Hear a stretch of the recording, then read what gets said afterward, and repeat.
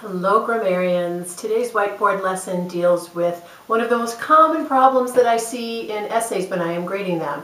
It's pronoun antecedent agreement, or disagreement actually. I see a lot of sentences written where the pronoun that's used does not agree with the thing that it's referring back to, and this is a grammatical problem. So the first thing you need to think about, of course, is what's a pronoun? I'm assuming most of you know that a pronoun is a word that can take the place of another noun, so that you don't have to keep saying the same thing over and over. The car door wouldn't open. The door was stuck. The door needed lubrication. The door needed a good swift kick.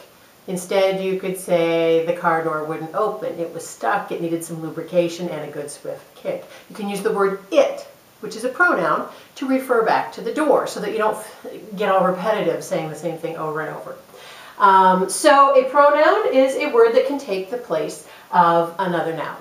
And examples of pronouns: he, she, they, it. We also have possessive pronouns like their, my, his, her.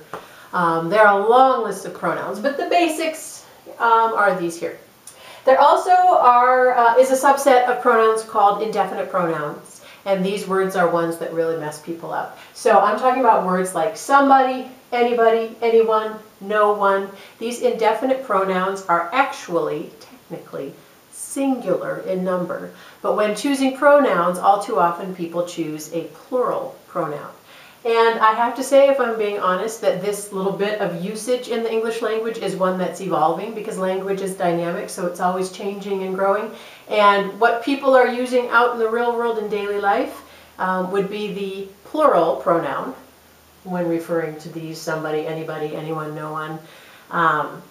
And I think if we give another 10, 20, 30 years, we will find that the grammar books will have changed the rule to match the actual usage that we're seeing from real people in the real world.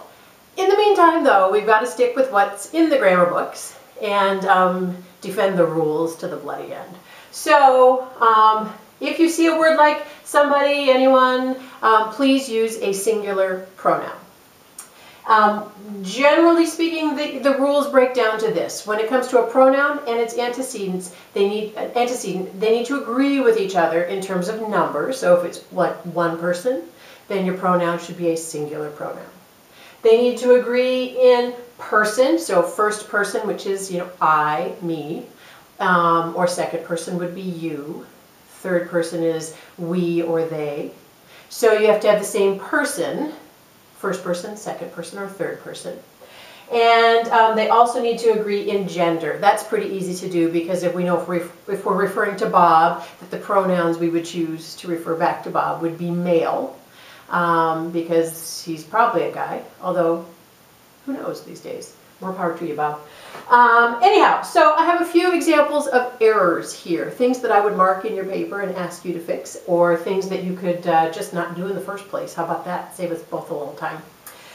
When an employee doesn't like their boss, problems can arise.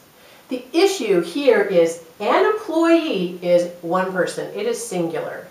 When we go down here to this pronoun, their boss, that is plural.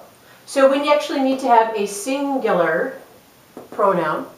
Or if you don't like saying when an employee doesn't like his or her boss, what you could do is you could switch up the front of the sentence and you could say when employees don't like their bosses. So you could make the whole thing plural.